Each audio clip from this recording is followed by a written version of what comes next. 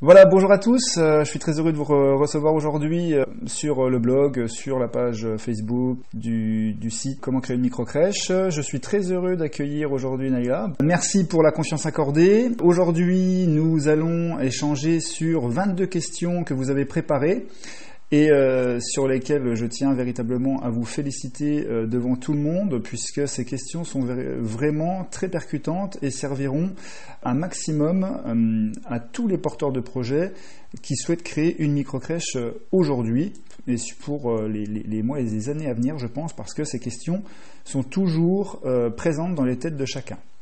Voilà Naïla, donc nous allons procéder de la manière suivante. Vous allez énoncer les questions que vous avez sélectionnées et suite à chaque question, eh bien moi, je répondrai à celle-ci et nous échangerons, on va dire au maximum pour développer chaque question et ainsi répondre, je l'espère, à toutes vos attentes. Voilà Naïla. Alors je vous écoute pour la première question Naïla. Si l'on a déjà un crédit immobilier pour un appartement, la banque accordera-t-elle un crédit supplémentaire pour créer une microcrèche ? Alors, c'est une question qui touche, on va dire, l'aspect financier. Donc cet aspect financier a deux spécificités. L'aspect personnel, mais également l'aspect entrepreneurial. C'est-à-dire que d'un côté, vous allez créer une entreprise, de l'autre côté, vous avez l'aspect familial. Donc les deux ne peuvent pas être mélangés. C'est-à-dire que si vous avez un crédit immobilier sur un appartement et que vous souhaitez créer une entreprise, donc microcrèche, et qu'entre les deux, il vous reste cet apport personnel qui sera toujours demandé par la banque, eh bien les deux seront séparés. D'accord ? Vous aurez toujours des montages pour vous protéger, et c'est ce que je vous conseille de faire.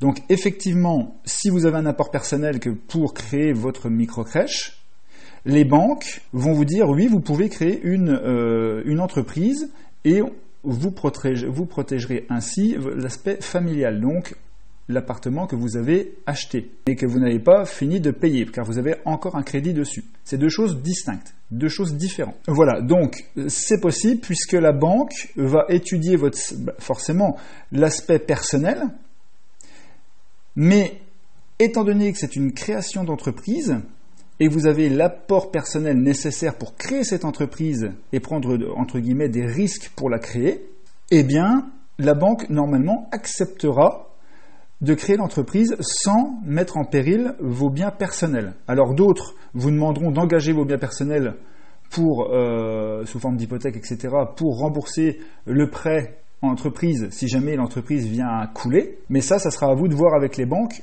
par la suite, si vous souhaitez le faire ou pas. Moi, je le déconseille fortement, bien évidemment. Voilà. Est-ce que j'ai pu, assez explicite, est-ce que c'est clair ? Eh bien, passons à la question numéro 2. Lorsque la microcrèche est créée, pourra-t-on à la fois régler le loyer, régler les charges de fonctionnement, payer le personnel et rembourser le crédit et enfin se dégager un salaire ? Alors, ça, c'est véritablement la question, je pense, que tous les créateurs, tous les novices en création d'entreprise, pas spécifiquement microcrèche, mais en créateur d'entreprise, se posent. Alors, pourquoi tout est lié ? Lorsqu'on crée une entreprise, d'accord, vous allez créer un prévisionnel, une étude prévisionnelle, savoir si votre entreprise sera rentable à 1 an, 3 ans et plus. Mais dans ce prévisionnel, vous allez véritablement étudier tout l'aspect financier. Donc, toutes les charges, tout l'argent qui va rentrer, tout l'argent qui va sortir, et en troisième lieu, votre situation personnelle.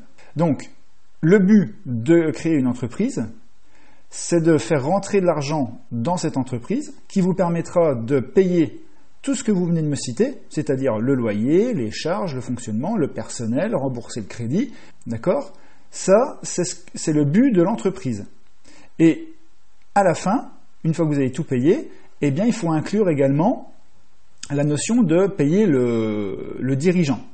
Mais ça, c'est votre situation personnelle qui va le décider, si je puis dire. Ça dépend si vous êtes un gestionnaire pur, un investisseur, ou alors si vous pouvez travailler au sein de la structure. Si vous pouvez travailler au sein de la structure, vous allez vous sortir le salaire qui correspond à un salaire d'employé de microcrèche, plus une partie qui correspond à la gérance. 50-50, vous allez pouvoir, on va dire, espérer toucher le SMIC, ou un peu plus par la suite, mais le SMIC la première année.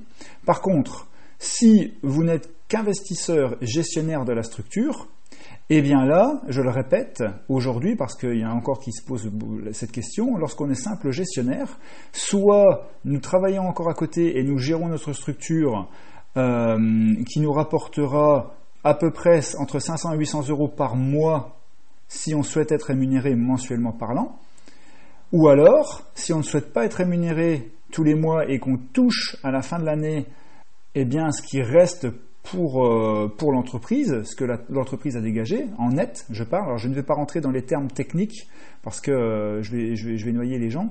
Mais à la fin de l'année, une fois qu'on a tout payé, il reste de l'argent pour l'entreprise. Et cet argent net, eh bien, le gérant qui souhaite simplement investir, être gérant-investisseur, pourra se dégager environ 15 000 euros minimum par an. Donc, pour résumer, l'entreprise que vous allez créer, là pour nous c'est une micro-crèche, doit faire rentrer assez d'argent pour pouvoir payer le loyer, les charges, le fonctionnement, le personnel et ensuite payer le gérant. Si, durant l'étude prévisionnelle, vous vous rendez compte que vous êtes vraiment à la rue et que l'argent que vous devez faire rentrer eh bien, ne rentre pas par rapport à ce que vous avez étudié, eh bien, il faut tout simplement arrêter le projet. Voilà, c'est le prévisionnel qui va vous dire, puisque c'est un prévisionnel, est-ce que votre projet est viable ou pas. Voilà, c'est pour ça que le prévisionnel est comme l'étude de besoin, deux étapes, les deux étapes les plus importantes dans votre projet. Je viendrai mettre le local en troisième. Pourquoi ? Parce que c'est ces deux études qui vont prouver la viabilité et la pertinence du projet. Voilà, eh bien, allons-y pour la question numéro 3. Avec quel fonds règle-t-on le loyer, les charges, le remboursement du crédit et notre salaire de gestionnaire intervient-il là-dedans ? Alors, en fait, ça reprend la deuxième question. Avec quel fonds vous allez régler le loyer, les charges, le remboursement ? C'est tout simplement l'argent qui va rentrer dans votre microcrèche, dans votre entreprise. En septembre, en janvier, généralement, bon, vous avez toujours des inscriptions tout le long de l'année, mais les grosses inscriptions sont en septembre et janvier. En septembre et janvier, vous allez avoir des fins de contrat et des nouveaux contrats. Vous allez faire un bilan de l'argent qui va rentrer grâce à tous ces contrats. D'accord ? Et ces contrats, quand vous les cumulez, vous allez avoir une somme globale. C'est ce qui fait, ça c'est l'argent qui rentre dans votre entreprise. Et cet argent-là va vous permettre de régler le loyer, les charges, le remboursement de crédit. En aucun cas, pour le gestionnaire, il y a deux solutions. Soit vous avez assez d'argent, vous faites rentrer assez d'argent dans votre entreprise pour pouvoir payer votre gestionnaire, soit vous devez faire des économies, parce qu'il n'y a pas assez d'argent qui rentre. C'est généralement la première année ce qui se passe. Vous devez faire des efforts sur votre rémunération. Le premier poste sur lequel il faut faire des efforts, c'est celui de la gérance généralement, parce que les autres sont un peu limites. Donc ce qu'on fait, c'est qu'on essaie de baisser au maximum sa rentrée d'argent. Bien évidemment, si vous travaillez dans l'entreprise auprès des enfants, il n'y a pas de problématique puisque que vous payez ou vous payez un employé, ça sera la même chose. Là, la difficulté, c'est quand on est simple gérant. Il ne faut pas espérer toucher des 1000 et des 100 parce qu'on fait passer en priorité la viabilité de sa structure. Donc, en gros, surtout, je parle de la première année. Si le gérant est un investisseur, eh bien, il va faire des efforts sur sa rentrée d'argent pour permettre à l'entreprise de s'envoler, de bien débuter. Eh bien, nous pouvons passer à la 4e question. Par mois, quelle somme représente les charges de fonctionnement et quelle somme représente le remboursement du crédit et sur quelle durée ? Alors, malheureusement, ces deux questions, je ne vais pas pouvoir y répondre clairement. Pourquoi ? Je ne vais pas pouvoir y répondre clairement parce que le fonctionnement de chaque structure est différent, entre guillemets. Ça dépend de ce que vous y avez mis dedans, du nombre là je parle pour les charges de fonctionnement. Si vous tournez à 3 employés et demi, 4 employés, les charges, le remboursement de crédit, ça dépend à quelle hauteur vous avez dû emprunter, si vous avez fait construire, si vous avez fait juste du locatif avec des travaux à l'intérieur. Donc ça, c'est véritablement des questions qu'il faut se poser avec l'expert comptable le moment venu. En fonction de votre amplitude d'ouverture, vous allez savoir si il vous faut 3 employés et demi ou 4 employés. Lorsque vous allez trouver le local, est-ce que vous achetez le local? Est-ce que vous le louez? Alors, moi je vous préconise la première structure de louer le local. Ensuite, lorsque vous allez engager les travaux dedans, est-ce qu'il va y avoir beaucoup de travaux? Pas beaucoup de travaux? Est-ce que vous allez avoir les aides de la CAF? Pas d'aide de la CAF? Donc tout ça, ça va venir véritablement engendrer énormément de changements sur l'un ou l'autre des porteurs de projet. C'est-à-dire que le but sera le même, le but final sera le même, mais les chemins empruntés seront carrément différents. Donc aujourd'hui, je ne peux pas donner une réponse précise. La seule réponse que je peux vous donner, c'est que lorsque vous empruntez, vous faites un crédit pour réaliser les travaux de votre structure lorsque vous êtes en location, le remboursement de ces travaux doit s'effectuer sur 7 ans maximum. Donc là, c'est pour tout ce que vous allez réaliser en emprunt, en travaux, etc. Tout ça, ça doit être fait en locatif. Je parle bien en locatif. Ça doit être fait sur 7 ans maximum. Voilà, c'est-à-dire que vous avez un crédit sur 7 ans et au-delà des 7 ans, eh bien, vous économisez le crédit et là, ça fait une rentrée d'argent supplémentaire pour votre structure. Est-ce que c'est beau pour vous? Oui? Eh bien, passons à la question 5. Votre rémunération pour bénéficier de votre accompagnement a-t-elle lieu avant ou après le déblocage du crédit? Est-elle incluse dans le crédit? Est-elle à prévoir à part des 25 000 € d'apport? Alors, pour mon accompagnement personnel, le tarif global est de 9 000 € TTC. D'accord? Donc là, ça c'est le tarif global, 9 000 € TTC. Ces 9 000 €, alors j'ai étudié ça longuement, ces 9 000 € sont scindés en 2 versements de 4 500 €. Le premier versement est inclus dans les 25 000 € d'apport personnel, parce que j'ai tout calculé et ça passe sans problème. Donc les 4 500 €, les premiers versements est inclus dans vos 25 000 € d'apport personnel. Le deuxième versement de 4 500 € est inclus dans votre prêt bancaire final. Donc là, ce n'est pas vous qui le sortez de votre poche, entre guillemets, mais c'est inclus dans le prêt bancaire final. C'est la banque qui me fera, lorsque vous aurez créé votre compte, votre entreprise, vous me ferez un virement avec votre entreprise et non plus à titre personnel. Tout en sachant, et c'est très important, il faut impérativement que les gens prennent conscience de ça. Lorsque vous allez me payer, comme lorsque vous allez payer l'architecte, lorsque vous allez payer l'expert comptable, vous allez payer toutes ces sommes-là, dans un premier temps, avec votre rapport personnel. Ça sert à ça. Votre rapport personnel, eh bien, que ce soit moi, l'architecte ou l'expert comptable, nous allons vous faire des factures. Et lorsque votre entreprise sera créée, eh bien, ces factures vous seront remboursées lorsque l'entreprise fonctionnera. Vous seront remboursées par votre entreprise, parce que c'est de l'argent que vous avez investi avant ouverture, avant création de l'entreprise.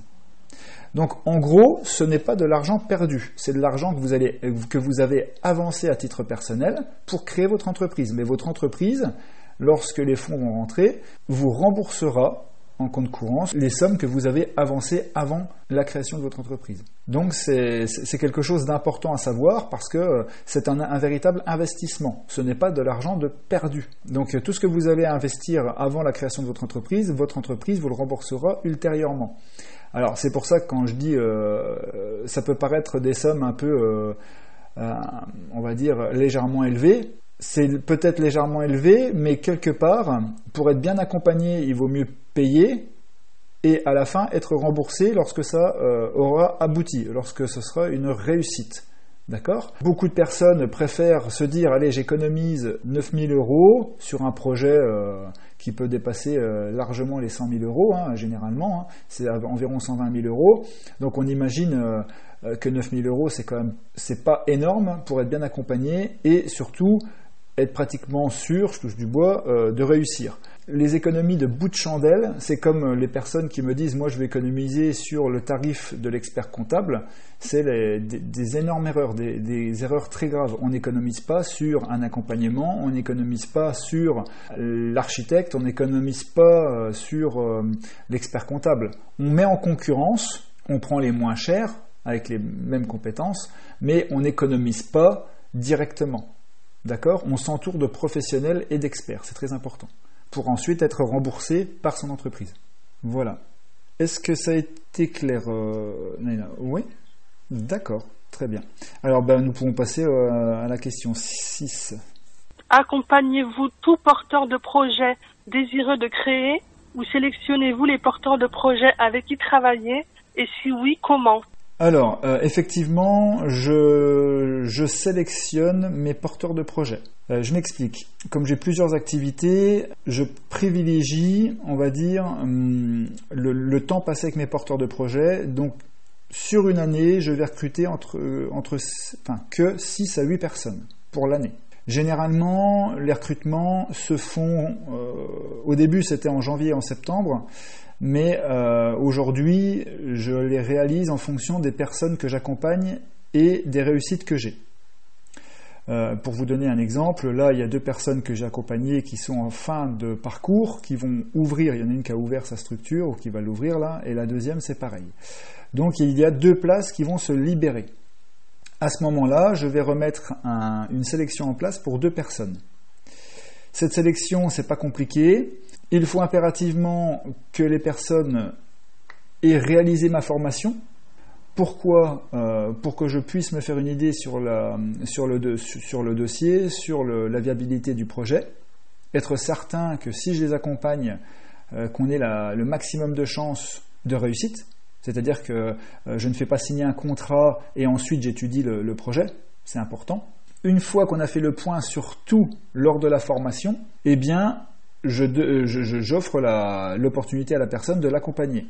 Et là, à ce moment-là, c'est elle qui choisit de signer ou non le contrat. Ça, c'est mon cursus de recrutement. C'est-à-dire que les personnes qui sont intéressées, par exemple, s'il y a 10 personnes qui sont intéressées par les 2 places qui vont être libérées là dans quelques semaines, je pense que je vais les remettre en place pour le mois de septembre, eh bien, ils vont répondre à un petit questionnaire, ils vont devoir réaliser ma formation, et ensuite, l'accompagnement sera mis en place. Le processus de sélection peut se faire tout au long de l'année en fonction des réussites de mes porteurs de projet. Donc, nous pouvons passer à la question 7. Au sujet du CAP Petite Enfance, les stages comptent-ils autant que les emplois ? Car je sais qu'il est difficile de trouver un emploi et les stages sont plus accessibles, on pourrait en faire de variés. Alors effectivement, normalement dans les textes, c'est une expérience pour un CAP Petite Enfance, je prends. C'est une expérience de 2 ans avec des contrats de travail auprès du jeune enfant.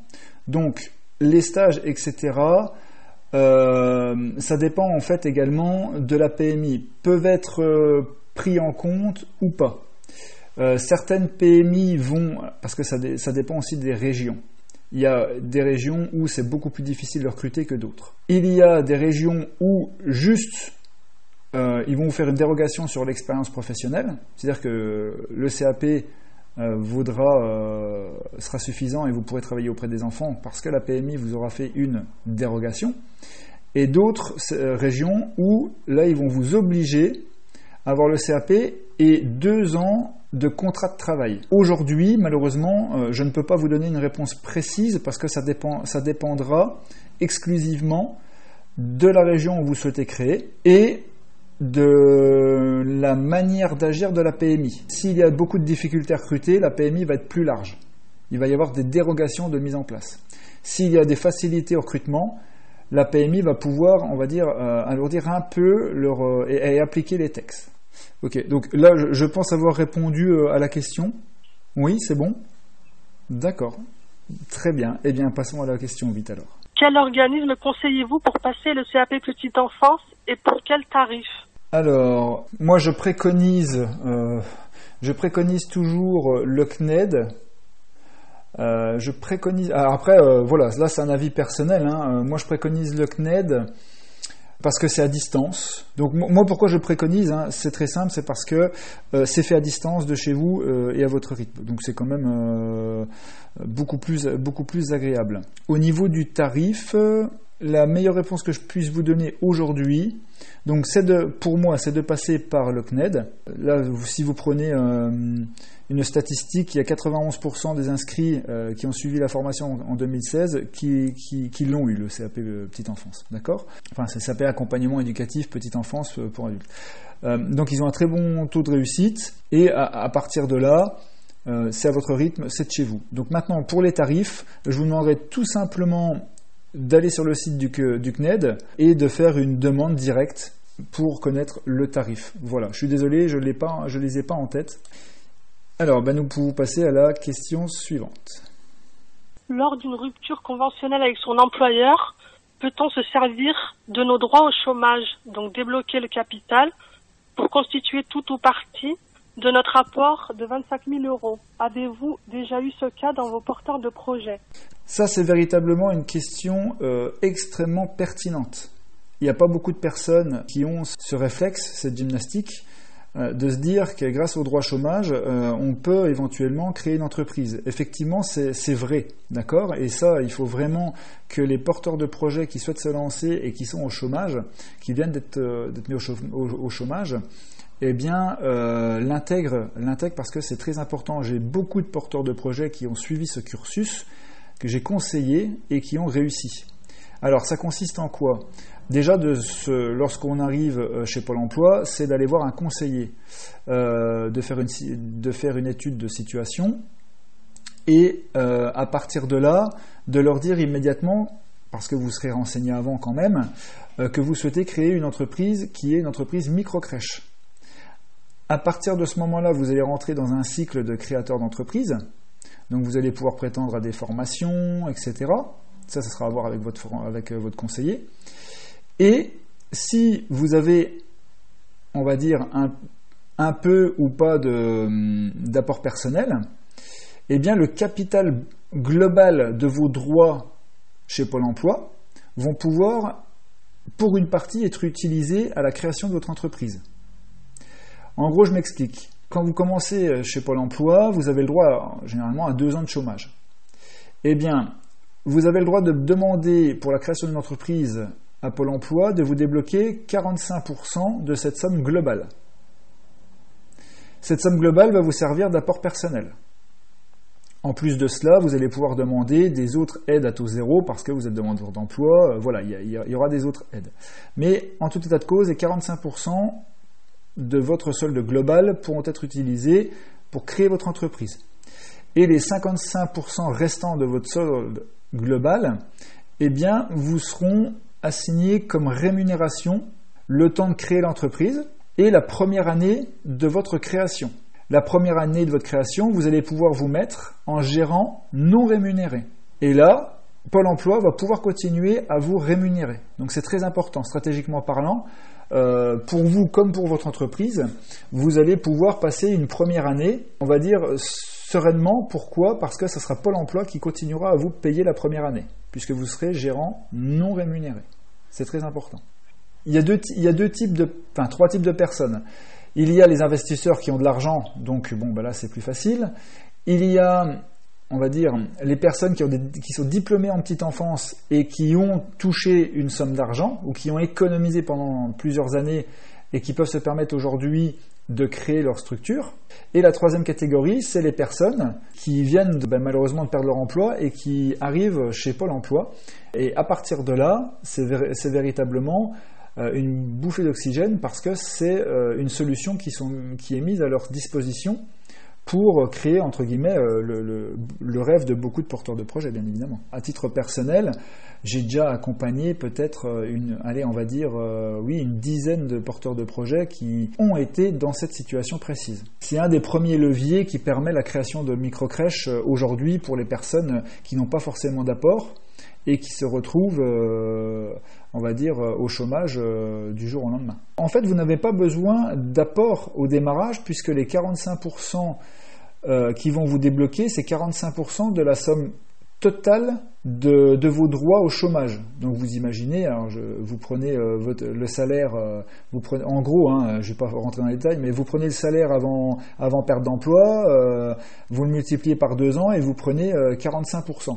Donc ça fait quand même une belle somme, et cette somme-là, généralement, moi j'ai jamais eu ça a toujours été le cas, est suffisante pour enclencher les démarches de création de microcrèches. Aux yeux de la banque, en fait, ça fait quand même sérieux. Pourquoi ? Parce que vous êtes suivi en tant que créatrice d'entreprise et suivi par Pôle emploi, certainement Grande Chance, France Initiative, BPI France, enfin voilà, vous êtes suivi par tous les organismes de création d'entreprise.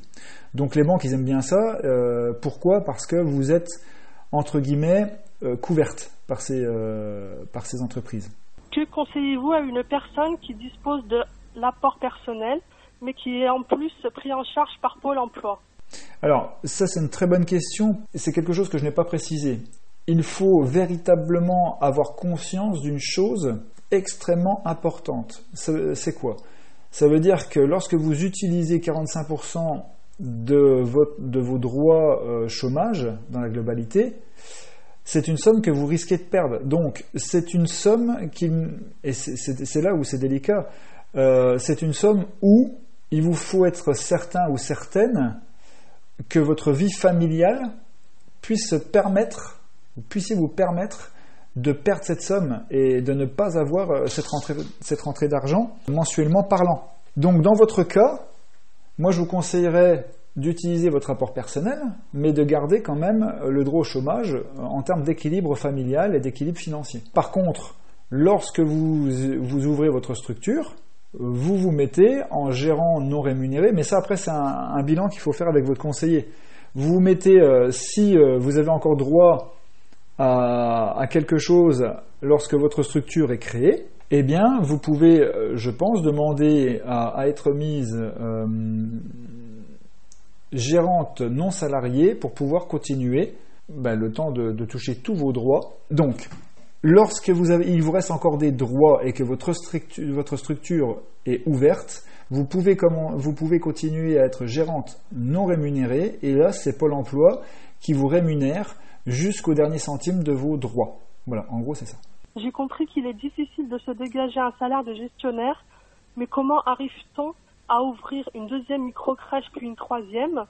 Est-ce que l'aide financière de la CAF permet l'ouverture de la deuxième microcrèche, ou faut-il un nouvel apport et crédit, ou bien les deux? Alors effectivement, lorsqu'on est simple gestionnaire, c'est difficile d'avoir de toute façon c'est difficile voire impossible d'avoir un salaire mensuel correct. On va dire que ça fait un petit apport mensuel, mais c'est tout quoi. Ça ne vous permettra pas de vivre, puisqu'un gérant, on va dire la deuxième année, en gros, pour une structure qui fonctionne correctement, va se sortir entre 500 et 800 euros par mois, mais sans être gourmand. Et à la fin de l'année, ne pas toucher grand-chose. Voilà. Donc ça, il faut vraiment en avoir conscience. Pour le gérant qui n'occupe pas, je précise encore une fois, qui n'occupe pas de poste auprès des enfants. Voilà.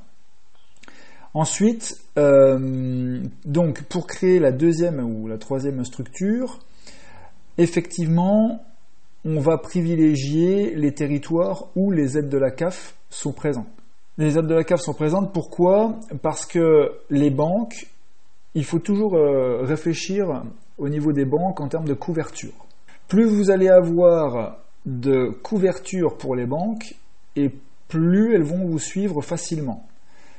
Et effectivement, pour chaque projet, vous allez devoir, à chaque fois, quand même, alors après ça dépend des banques, bien évidemment, si, là je parle au début des projets, mais pour le deuxième, pour le troisième, après c'est peut-être autre chose.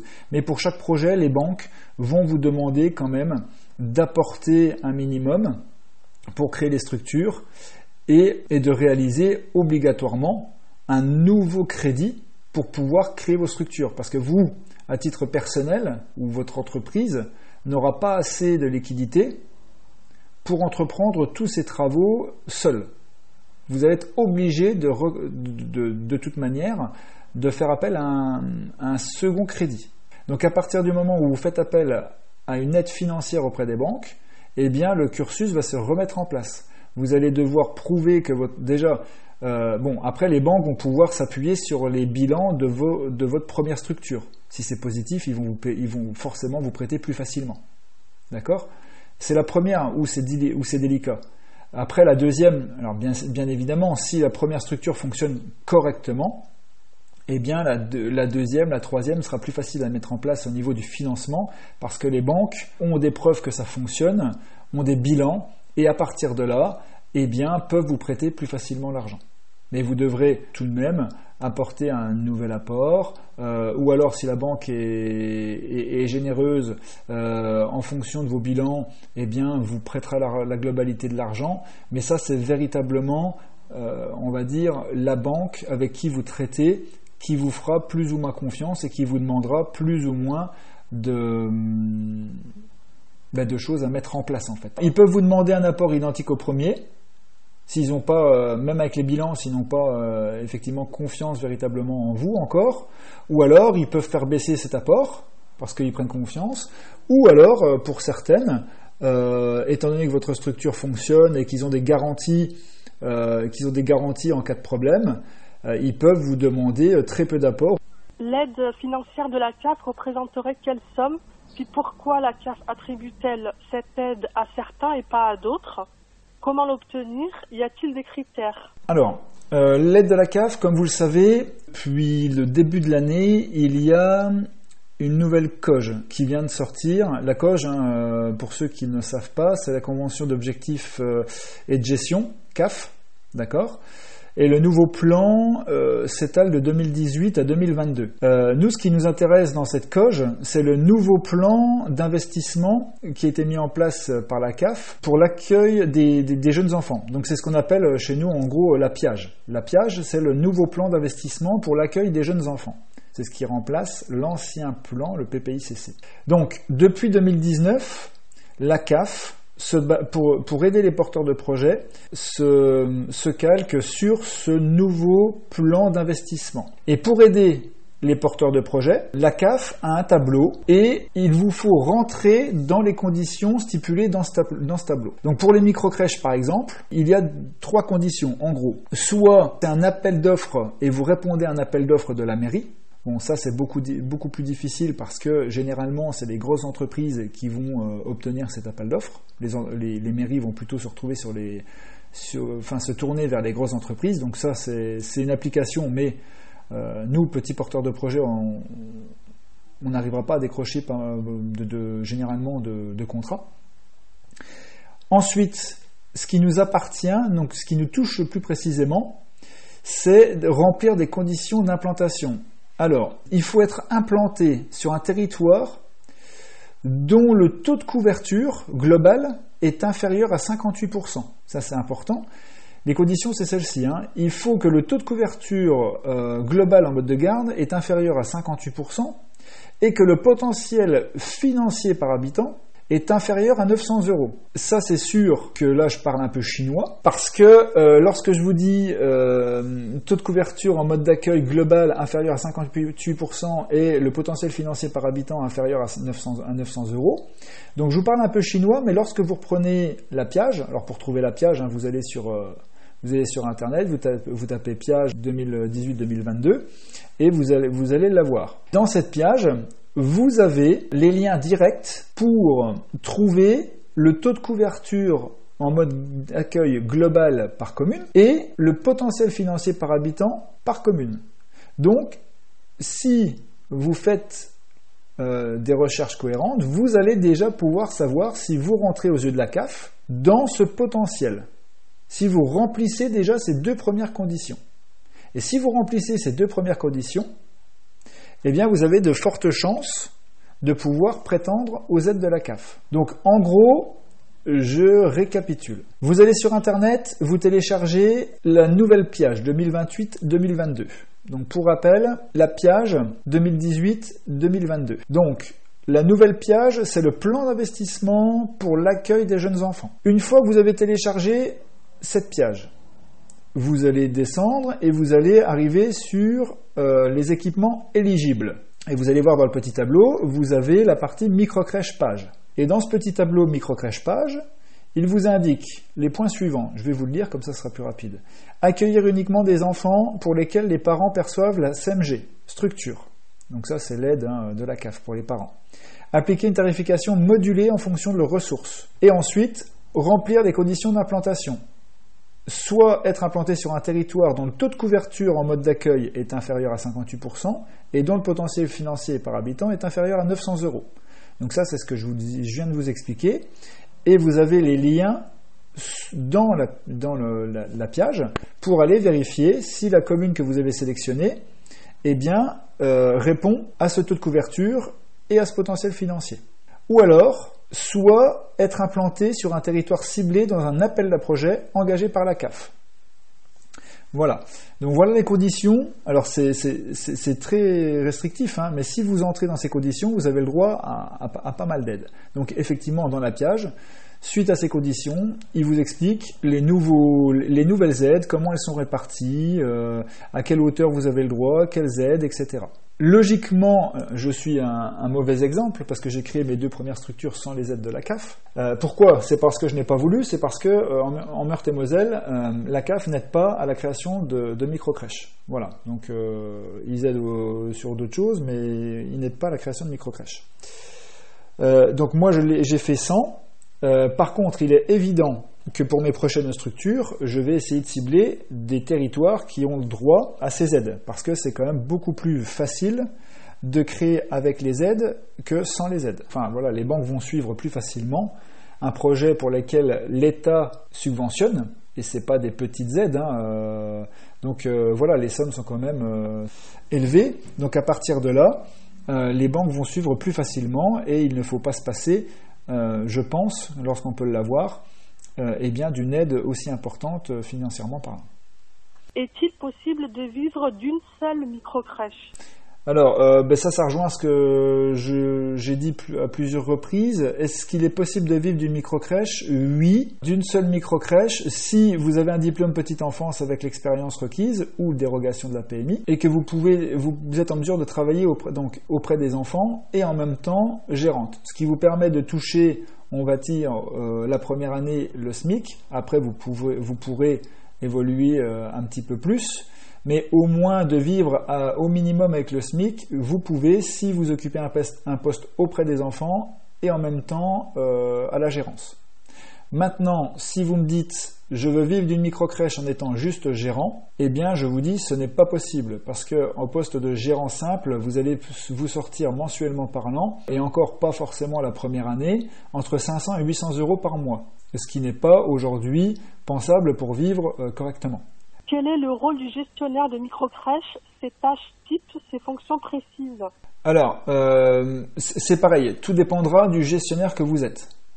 Si vous êtes un gestionnaire investisseur, moi je connais des personnes qui ont un emploi à côté, qui ne passent qu'une demi-journée, parce que tout tourne correctement, qui ne passent qu'une demi-journée par semaine dans leur structure. Donc ça se résume à faire les courses, ça se résume à voir si tout se passe bien, à faire un point sur les contrats avec la référente technique, ça se résume au bien-être, au fonctionnement, au bien-être de la structure. D'accord ? Après, vous avez des gérants qui ne travaillent pas forcément auprès des enfants, mais qui veulent être là très régulièrement.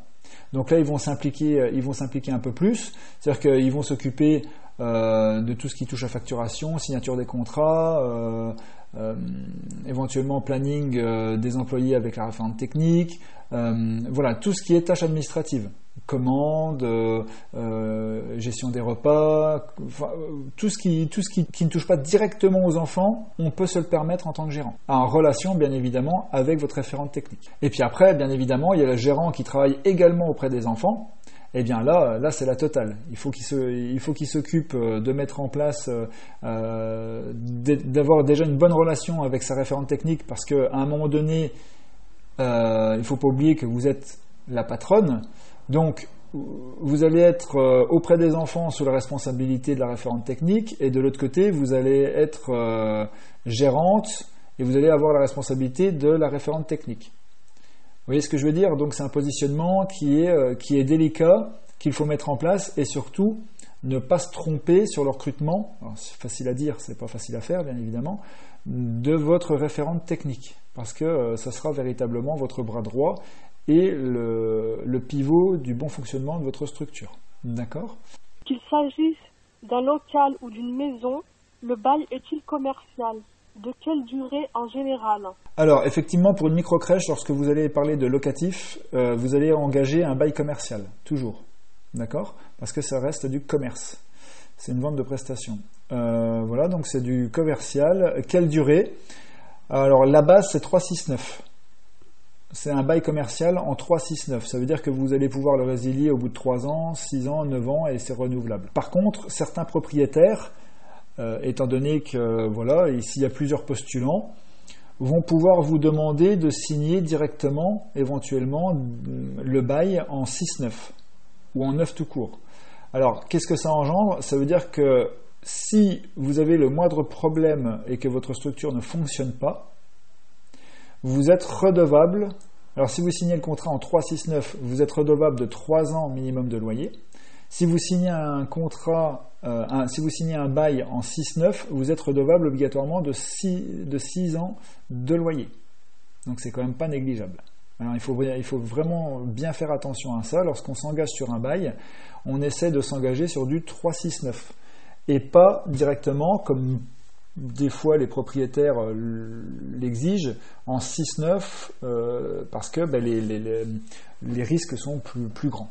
Sauf si on est véritablement certain que vous allez signer des contrats immédiatement, vous êtes overbooké, là vous pouvez vous permettre, mais c'est véritablement à étudier. Donc c'est du commercial en 3-6-9, mais faire attention sur les propositions des propriétaires en 6-9, parce que ça vous engage à des choses sur 6 ans, quoi.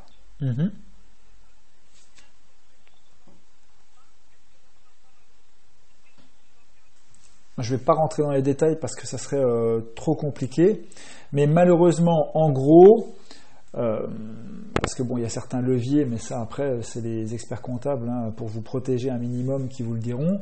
Mais en gros, vous êtes redevable des emprunts que vous avez engagés. Vous avez des organismes qui sont portés caution pour vous, qui vont payer une partie, et vous allez payer la partie restante à titre personnel, parce que vous vous serez certainement engagé sur une partie à titre personnel. Ça rentre un peu trop malheureusement dans des détails et là j'ai peur de perdre tout le monde. Donc en gros, pour faire simple, il y a une partie de ce que vous devrez qui sera à titre personnel et là il va falloir les payer. Je vous donne un exemple rapide pour que ça soit imagé. Lorsque vous allez faire un emprunt, l'emprunt va être pris en charge caution à hauteur, je prends BPI France, à hauteur de 75% si vous n'avez jamais créé de structure. D'accord? Enfin, créé d'entreprise. BPI va vous couvrir votre emprunt à 75%. Mais le restant est à votre charge. D'accord? Donc, en gros, si vous empruntez 100 000 euros, en gros, d'accord? On va faire simple. Si vous empruntez 100 000 euros à la banque, BPI France, un organisme de caution officiel, va permettre de se porter caution sur 75 000 euros. Donc ça, c'est 75 000 euros que BPI France, en gros, va rembourser.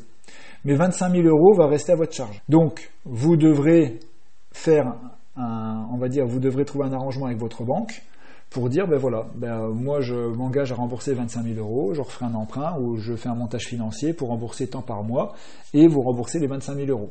Mais ça sera tout ce que vous aurez. Alors, bien sûr, vous aurez perdu ce que vous avez investi, ça c'est sûr. Mais en plus vous devrez cette somme à la fin du parcours, quoi. Donc ça c'est à titre personnel. Et de l'autre côté, vous avez tout ce que vous avez engagé par le biais de votre société. Et là on rentre dans une cessation d'activité, etc. Donc après ça va passer au tribunal. Voilà, donc je ne vais pas rentrer dans les détails. Voilà. Il faut vous attendre, et c'est ce que je dis à tous les porteurs de projets, même si il y a très peu de structures qui ne fonctionnent pas. Quand ça ne fonctionne pas, c'est que généralement c'est mal géré. Il faut vous attendre à pouvoir perdre de l'argent et donner de l'argent par la suite. Voilà, c'est le risque de la création d'entreprise. Mais c'est pas que pour les micro-crèches, c'est pour toutes les entreprises. Il faut obligatoirement prendre des risques, et on sait que chez nous, c'est les risques financiers. Voilà. Lorsque votre entreprise fonctionne correctement, ce que vous avez investi avant ouverture, l'entreprise peut vous le rembourser. Mais on imagine que votre entreprise ne fonctionne pas et qu'elle est prête à couler, vous ne reverrez jamais l'argent investi. Donc c'est de l'argent que vous avez perdu, Et en plus, vous devrez rembourser, comme je vous ai dit, l'exemple, là, les 25% restants qui ne sont pas pris en caution. Faudrait-il engager des travaux et donc de nouvelles sommes pour remettre les lieux en état d'origine? Alors, prêt global que vous allez réaliser, d'accord, c'est véritablement, pour 90%, engagé pour les travaux, en fait. Le prêt que vous allez faire, en gros, c'est pour payer vos travaux. Tout le reste, il n'y a pas forcément grand-chose à payer, mis à part l'accompagnement, l'expert comptable, l'architecte.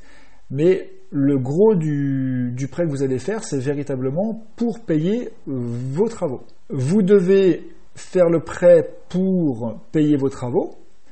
Et en plus de cela, et ça sera vérifié dans votre bail d'origine, le propriétaire peut vous demander, alors après ça c'est à travailler avec lui, c'est à voir, lorsque vous signez votre bail, que si jamais il se passe quoi que ce soit, que le local soit remis en partie ou complètement dans son état d'origine. Alors ça, effectivement, c'est très important parce que si vous coulez, vous devez payer ce que vous devez et vous devez payer en plus, logiquement, pour remettre le local en état. Donc ça fait effectivement, au bout du compte, des grosses sommes.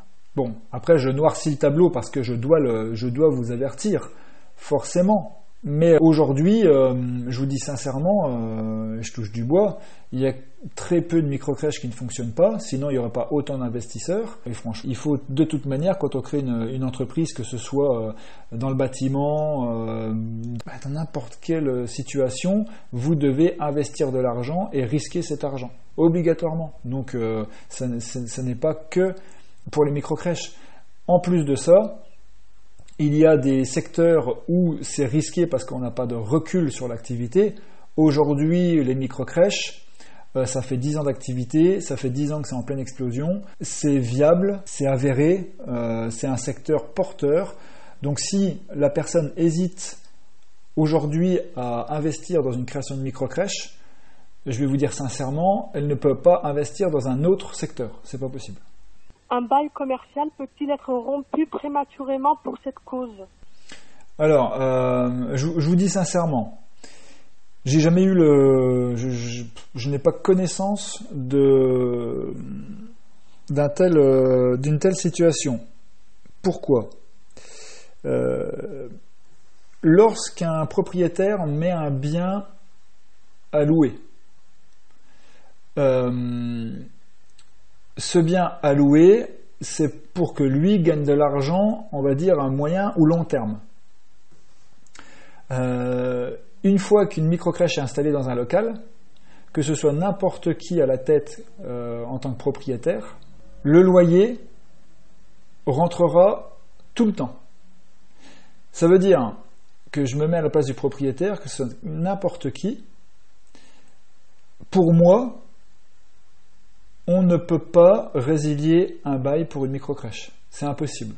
Je vois pas l'utilité, je vois pas l'intérêt. Donc déjà, je peux pas l'envisager. Pour moi, après c'est personnel, ça je peux pas l'envisager. Maintenant, si au bout de 9 ans, le propriétaire vous dit, moi je mets un terme, on arrête l'activité, comment ça se passe? Là, c'est une bonne question. Puisque c'est lui qui souhaite arrêter l'activité, je vous dirais non. Vous n'avez pas besoin de remettre les lieux d'origine puisque c'est de sa propre responsabilité. Engager des frais non plus. Par contre, comment ça se passe si le propriétaire met un terme au bail? Sincèrement, j'ai pas de réponse. Le bail est stipulé en 3, 6, 9. Donc au bout de 3 ans, au bout de 6 ans et au bout de 9 ans, vous comme lui, vous pouvez demander de mettre un terme au bail. Maintenant, il y a des conditions, et puis après, il y aura certainement des choses à mettre en place pour voir si c'est fait on va dire légalement parlant, si c'est autorisé. Mais sincèrement, parce que moi demain, je suis propriétaire de toute façon, c'est ce que je compte faire, acheter des locaux pour mettre mes structures. Si demain on investit dans l'immobilier, c'est pour que sa famille, ses enfants, ses petits-enfants, en gros, puissent avoir un bien et que l'argent rentre. Donc à partir de là, quand on a une structure qui peut fonctionner pendant éternellement, je vois pas l'intérêt d'arrêter un bail, puisque à la base c'est fait pour de la location longue durée. Donc voilà. Mais après, oui, c'est une question qu'il faudrait effectivement que je creuse et savoir avoir une réponse concrète, effectivement. Quels sont les avantages et les inconvénients de s'associer pour ouvrir une microcrèche et les avantages et les inconvénients d'être seul créateur? Alors, ça tombe bien parce que je suis personnellement associé avec Doris, qui est éducatrice de jeunes enfants. Donc les avantages d'être associé, je vais commencer par là. Avantages et inconvénients d'être associé. Alors, personnellement, personnellement, je ne vois aucun désavantage à être associé. Pourquoi ? Parce que ça se passe extrêmement bien avec Doris, pourvu que ça dure, et qu'on est véritablement complémentaires. Donc quand ça se passe comme ça, il n'y a vraiment aucun point négatif. Maintenant, il faut penser à une chose, c'est qu'à partir du moment où on est deux, à un moment donné, on peut avoir des désaccords et il faut se protéger mutuellement. Donc ça, c'est la chose qu'il faut vraiment prendre en compte, c'est qu'il faut se protéger et lorsqu'on crée quelque chose, ne pas se marcher dessus. Donc se protéger, ça passe éventuellement par des pactes auprès des avocats, pactes associés, etc. Donc il faut se protéger. Moi, les avantages que j'ai d'être associé, c'est très simple. Moi, je suis expert en création de microcrèches, je n'ai aucun diplôme auprès de la petite enfance. Doris a tous les diplômes auprès de la petite enfance, on va dire éducatrice de jeunes enfants, etc., mais n'est pas experte en création de microcrèches. Donc, je pense que le point important, le plus important à prendre en considération lorsqu'on souhaite s'associer, c'est la complémentarité. Si vous souhaitez vous associer pour vous associer, c'est une grave erreur. Parce que si vous vous associez avec une personne qui a les mêmes compétences que vous, autant pas s'associer et faire les choses et gagner l'argent que vous méritez. Il y a aussi, dans l'association, l'argent que vous allez gagner, forcément, sera divisé par deux.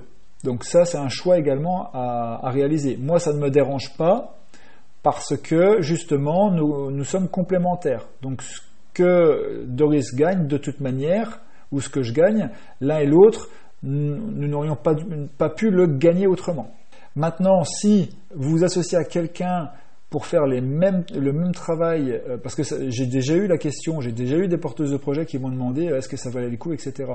J'aurais dit franchement non, puisqu'ils vont faire les mêmes choses, les mêmes tâches. Donc, moi je préférerais qu'elles créent chacune de leur côté leur structure, qu'elles dégagent ce qu'elles doivent pour chaque personne, mais qu'elles créent une structure pour faire les mêmes choses, et déjà qu'à une personne, c'est pas forcément viable lorsqu'on est gestionnaire, on ne gagne pas forcément d'argent, donc à deux, c'est une catastrophe. Et maintenant, créer les avantages et les inconvénients d'être seul, ça reprend ce que je viens de dire à deux, c'est-à-dire que si vous avez toutes les compétences d'être seul, le côté créateur d'entreprise et le côté petite enfance, pour moi, ça ne sert à rien de s'associer à quelqu'un, parce que vous allez payer ce quelqu'un pour faire la même chose que vous. Donc, lorsqu'on crée une entreprise, c'est pour créer son emploi, pour gagner de l'argent. Tout ce qu'on peut faire seul, il faut le faire seul. Si vous décidez de vous associer à quelqu'un, c'est parce que vous n'avez pas ses compétences et ses qualités, et que vous êtes en mesure de comprendre, de donner de l'argent à cette personne, ou de partager les bénéfices avec cette personne, parce que vous savez très bien que sans elle, vous n'auriez pas pu le faire. En gros, c'est ça la différence entre créer à deux ou créer tout seul, pour moi. Alors j'ai fait court, mais on prend un exemple, vous avez toutes les connaissances petite enfance, mais vous n'avez pas l'apport personnel.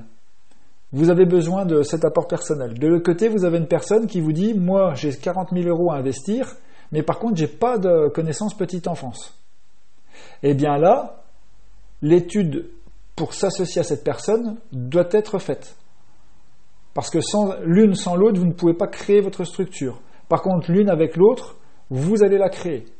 En fait, il faut réfléchir à s'associer ou non en fonction de ce que vous allez pouvoir, en fonction du retour que vous allez avoir de cette association. En fait, vous pouvez vous associer avec n'importe qui. Mais si c'est pour vous associer avec quelqu'un qui fera les mêmes choses que vous, et c'est sans intérêt, parce qu'il ne vous apportera rien. Maintenant, vous pouvez alors ça c'est ma vision des choses, mais vous pouvez vous associer avec une personne qui en gros ne vous apportera rien, mais avec qui vous avez une vision globale, et avec qui vous entendez bien pour dire, pendant X années on va rien toucher, on bosse comme ça, et puis voilà. Et puis lorsque notre but c'est de développer vraiment un gros réseau. Et une fois qu'on aura le réseau, eh bien là on pourra se rémunérer chacun correctement. Mais vous voyez ce que je veux dire, c'est qu'il faut prendre des décisions vraiment à la base. Et éventuellement, si vous avez les mêmes compétences chacun, eh bien faire des sacrifices au démarrage pour pouvoir après vivre correctement en ayant les mêmes choses, quoi. Comment un gestionnaire doit-il être présent dans la structure pour répondre aux besoins des familles et de l'équipe encadrante, ainsi que gérer ses propres fonctions de gestionnaire? Et le télétravail peut-il s'envisager de manière occasionnelle? Alors, le gestionnaire, en fait, je parle du gestionnaire investisseur. Je parle pas du gestionnaire qui travaille aussi auprès des enfants, parce que lui, il va y être continuellement. Le gestionnaire qui est investisseur va y aller quand bon lui semble. Pourquoi ? Parce que c'est sa référente technique qui va faire la majorité du travail. Maintenant, c'est la personnalité du gérant qui va faire qu'il sera investi plus ou moins dans sa structure. C'est ce que je vous disais tout à l'heure, il y a des gérants que je connais qui ne passent qu'une demi-journée par semaine dans leur structure, alors que j'en connais d'autres qui sont en gros du lundi au vendredi dans leur structure, parce qu'ils sont à mi-temps ou à 80%, et puis le reste du temps ils sont dans leur structure. Ça c'est vraiment la vision que vous aurez personnellement de votre structure, si vous souhaitez vous y impliquer très fortement ou peu. D'accord ? Vous dire que le gestionnaire doit être présent ou pas dans la structure, vous devez être présent, mais après ça dépendra en gros. Alors vous devez quand même venir régulièrement. Ça c'est clair, mais pas forcément tous les jours. Parce que vous avez votre bras droit, la référente technique qui elle sera là pour faire le job. Elle c'est son boulot, elle gère. Mais bien évidemment, elle aura des choses à vous dire, des choses à vous demander, et c'est à vous de voir si vous souhaitez mettre des choses en place avec elle régulièrement. C'est vraiment votre investissement personnel qui est mis en jeu là. Donc ça sera vraiment la pensée personnelle qui sera véritablement mise en place en fonction de votre bon vouloir. En gros, c'est ça. Combien de personnes constituent l'équipe encadrante et de quel diplôme idéalement? Et si l'une de ces personnes est absente pour congé ou maladie, comment gérer cela par rapport au nombre suffisant de professionnels auprès des enfants? Par contre, excusez-moi, je reprends juste parce que vous m'avez parlé de télétravail aussi avant. Le télétravail peut être réalisé, bien sûr, continuellement avec votre référente technique pour gérer des problèmes qui peuvent être gérés à distance et même pour tout ce qui touche la facturation, etc. Ça peut être fait de chez vous. D'accord ? Voilà. Alors l'équipe encadrant, généralement, c'est dans l'idéal, c'est 4 personnes. Une éducatrice de jeunes enfants, une auxiliaire de puériculture et deux CAP petite enfance ou BEP service aux personnes, enfin voilà, ou un diplôme de catégorie 5. Voire assistante maternelle avec 3 ans d'expérience. Voilà, ça c'est la composition pour moi idéale. Alors la référente technique, pour moi, je positionnerais une éducatrice de jeunes enfants. Voilà, parce qu'il y a des autres solutions, mais pour moi, l'idéal, c'est une éducatrice de jeunes enfants. Alors une fois de plus, je parle pour moi, c'est important. Pour remplacer, vous allez mettre en place des schémas de remplacement. Vous allez faire du recrutement, vous allez, voilà, il y a des systèmes qui sont mis en place pour recruter du personnel rapidement, pour remplacer au pied levé les personnels absents. Donc ça c'est facile, c'est de la gérance simple. Vous n'aurez pas de problématique. Là où il y a une problématique, c'est quand l'arrêt de travail, surtout de la référente technique. Pourquoi ? Parce que la référente technique, c'est la pièce maîtresse de votre structure. Donc si elle est absente trop longtemps, la PMI va vous dire que vous devez impérativement recruter une autre éducatrice de jeunes enfants pour la remplacer. Donc ça c'est important parce que c'est la pièce maîtresse, donc vous devez mettre en place, et il y a des secteurs où c'est délicat de recruter des éducatrices de jeunes enfants, donc il faut vraiment mettre en place en amont un schéma éventuel de recrutement pour pallier à l'absence prolongée d'une éducatrice de jeunes enfants. C'est vraiment, à mon sens, très important. En fait, quand vous allez créer votre structure, vous allez tisser des liens avec Pôle emploi, avec d'autres partenaires qui vous permettront de recruter du personnel plus facilement et rapidement. Voilà. Donc après, en fonction de la durée des absences, eh bien, vous ferez signer des CDD, vous ferez signer... Voilà, en gros, vous gérerez ça le moment venu. Bien évidemment, pour tout ce qui est signature de contrat, remplacement, je vous conseille très fortement également de vous associer avec un partenaire qui est avocat en droit du travail, parce que c'est très très très important de faire les bonnes choses dès le démarrage. En attendant d'avoir l'apport nécessaire, y a-t-il des démarches, des actions nous permettant quand même de démarrer et d'évoluer dans notre projet ? Alors, en attendant d'avoir l'apport nécessaire. Alors, déjà, moi, la première chose, là, c'est vraiment le meilleur conseil que je puisse vous donner. Vous pouvez éventuellement commencer à vous former à la création de microcrèches et à la création d'entreprises. Ça, c'est des choses que vous pouvez faire. Et une fois que vous avez fait ça, ou dans le même temps, vous devez absolument tout faire pour trouver une solution et avoir l'apport personnel nécessaire. Parce qu'en gros, c'est ça le plus important. Donc, la question, quand vous dites « en attendant d'avoir l'apport nécessaire », y a-t-il des démarches ? Pour moi, mis à part se former, il n'y a pas d'autre démarche à réaliser que de mettre tout en œuvre pour avoir cet apport personnel le plus rapidement possible. Parce que c'est véritablement la priorité. Et de l'autre côté, si jamais vous entreprenez des démarches qui prennent, parce que toutes les démarches prennent du temps, prennent de l'énergie, etc., et qu'au bout du compte, au bout de quelques semaines, quelques mois, vous vous rendez compte que vous ne pouvez pas, ou vous n'arrivez pas à avoir l'apport personnel nécessaire, eh bien vous aurez travaillé, vous aurez bossé dans le vide. Donc il faut impérativement, pour vraiment commencer les démarches et vraiment se lancer dans le projet, être certain d'avoir cet apport nécessaire. Et moi, je n'accompagnerai jamais une personne qui n'est pas certaine d'avoir l'apport nécessaire au moment de la signature du contrat. Mais imaginez si vous faites tout, parce que les communes ils vont vouloir avancer, vous parler, il y a des communes qui sont très motivées, vous allez avancer dans les démarches, etc. Mais au bout d'un moment, malheureusement, qu'est-ce que vous allez dire aux communes si vous êtes trop avancé dans votre projet, mais que vous n'avez pas d'argent ? Vous comprenez ce que je veux dire ? Déjà, psychologiquement, vous allez être détruite. Vous allez être démoralisé parce que vous avez tout, vous savez que le projet peut être mis en place, mais vous n'avez pas l'argent. Psychologiquement, ça peut être, on va dire, destructeur tout ça. Moi, je pense que la priorité, c'est véritablement de s'assurer d'avoir toutes les bases pour réussir, donc d'être formé, d'avoir l'apport personnel, et une fois qu'on a ça, eh bien là, vous pouvez déclencher toutes les démarches, parce que vous savez que vous ne pourrez plus être bloqué dans vos démarches. Enfin, est-il possible d'ouvrir une microcrèche en 1 an seulement, en s'y consacrant à temps plein, et sans avoir de local au préalable, mais en disposant de l'apport personnel ? Alors, moi, c'est ce que je donne comme durée à mes porteurs de projets. Je mets quand même un petit bémol sur le secteur parisien, parce que le secteur parisien, on a beaucoup de mal à trouver le local. Sinon, dans le reste, en province, je donne le laps de temps de 12 mois pour créer sa structure. Donc, il est tout à fait possible de créer en 1 an sa structure en province. Voilà, et là, donc nous avons répondu aux 22 plus 1, ça fera 23 questions.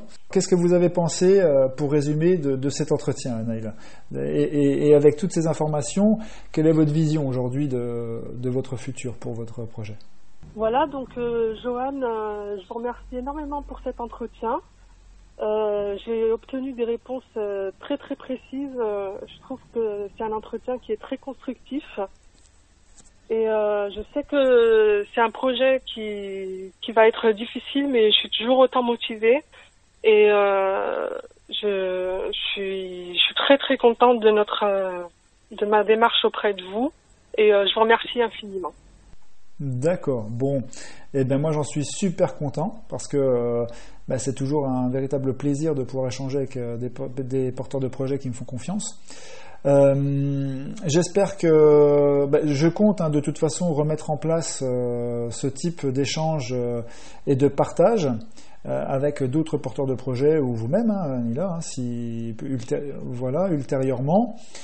Et comme j'ai pu vous en faire part également, je souhaite par la suite également mettre en place, alors j'en ai déjà parlé, mais je crois que je vais le mettre en place, un groupe de travail de membres motivés avec un petit abonnement mensuel pour sélectionner les personnes et où on aura véritablement des échanges de cette manière, des conférences en direct, des exemples, des cas concrets de par mon retour d'expérience. Voilà, je pense que ça peut être véritablement constructif pour tout le monde et au moins je serai certain d'avoir des personnes motivés et qui seront à même d'avancer dans leur projet, peut-être pas forcément avec un accompagnement complet, mais au moins grâce à ce groupe VIP, si je puis dire, avancer par le biais de preuves, d'échanges, voilà, tout ce qui est constructif pour tout le monde, quoi. Voilà, Naïla. Bon, je vous remercie beaucoup pour toutes ces questions. Je pense que beaucoup de membres vont être impatients de nous retrouver pour d'autres aventures, si je puis dire. Et je pense également que beaucoup d'entre eux vont vouloir participer au prochain échange que je mettrai en place avec un autre ou une autre porteuse de projet dans votre cas. Naïla, merci beaucoup. Je vous souhaite une bonne journée. Et puis, je vous dis à très bientôt alors.